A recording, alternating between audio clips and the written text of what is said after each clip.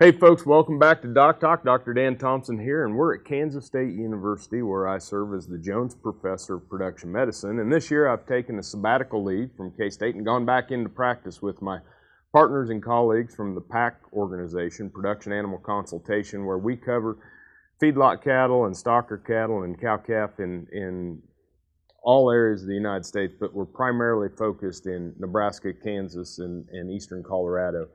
And some of the things that we've learned on facilities this year in our holding facilities, as I mentioned before, having a holding pen that's too narrow winds up crushing cattle in the back when we go to get drafts to come up the lead-up alley to go to the tub.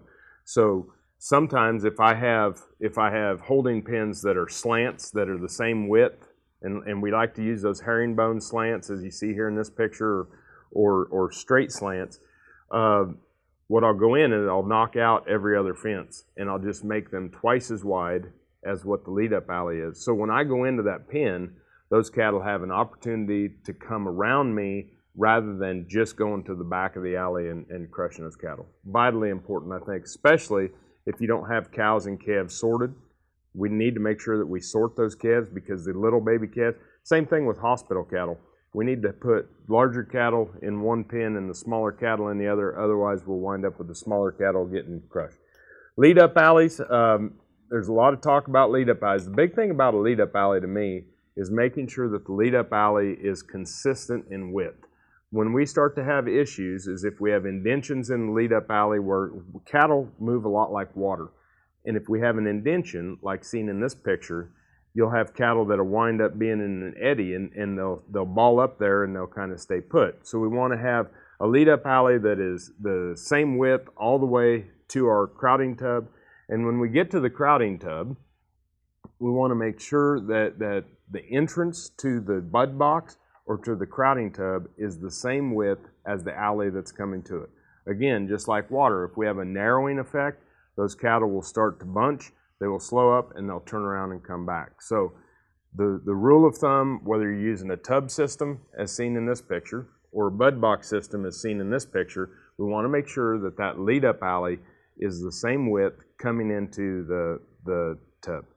So now we get to the crowding facility. And when I think about the crowding facility, you know, a lot of times we think that what we're going to do is we're going to put as many cattle in this as we can and then swing the tub gate. And I had a colleague of mine tell me one time, he says, you know, Dr. Dan, a tub is not like a tube of toothpaste.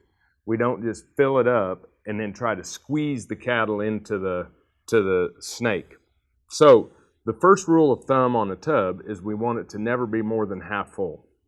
As seen in this picture, you can see here's a picture of where the cattle are too crowded. And then here's a picture of where we have the tub half full. The calves are able to line out, and go into the snake facility. We want to be able to make sure that cattle can see the snake or the area in which we want them to go.